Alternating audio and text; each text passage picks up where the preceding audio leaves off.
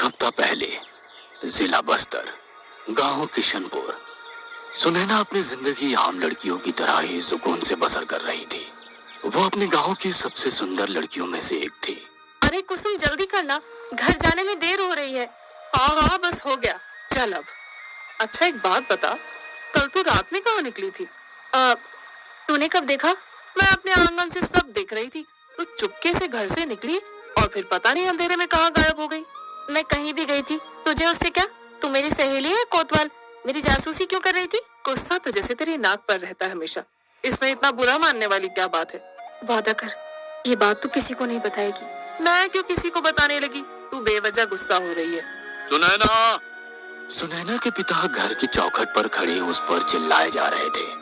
कुसुम बिना कुछ बोले अपने घर की तरफ चली गई। सुनैना वापस घर जाने से कतरा रही थी। कहाँ थी तू तब से? है?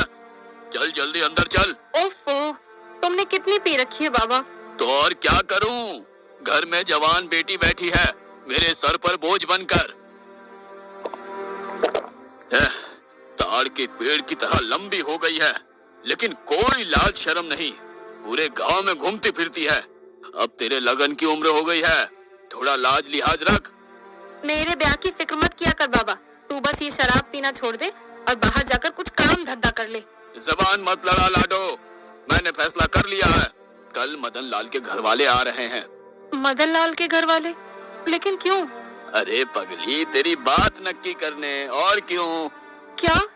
बाबा, मैं उस निकम्मे जुआरी से ब्याह नहीं करूंगी, पहले ही बता देती हूँ।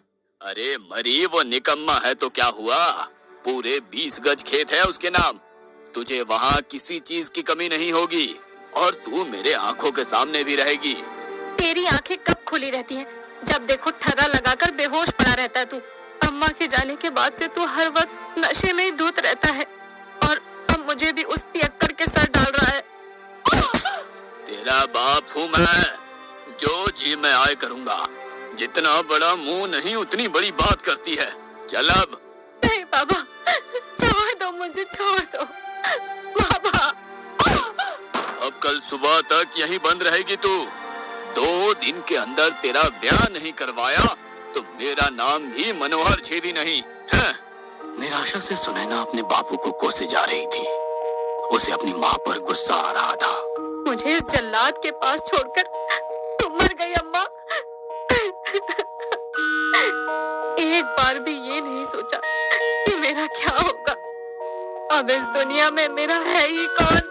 रोते रोते कब उसकी आंख लग गई उसे पता ही नहीं चला, लेकिन कोई था जिसे उसकी परवाह थी। इस बार रावण की लंका से सीता माँ को बचाने हनुमान जी नहीं, स्वयं भगवान श्री राम पधारे थे। सुनैना, अरे उठना। कौन? अरे मैं हूँ बैजू।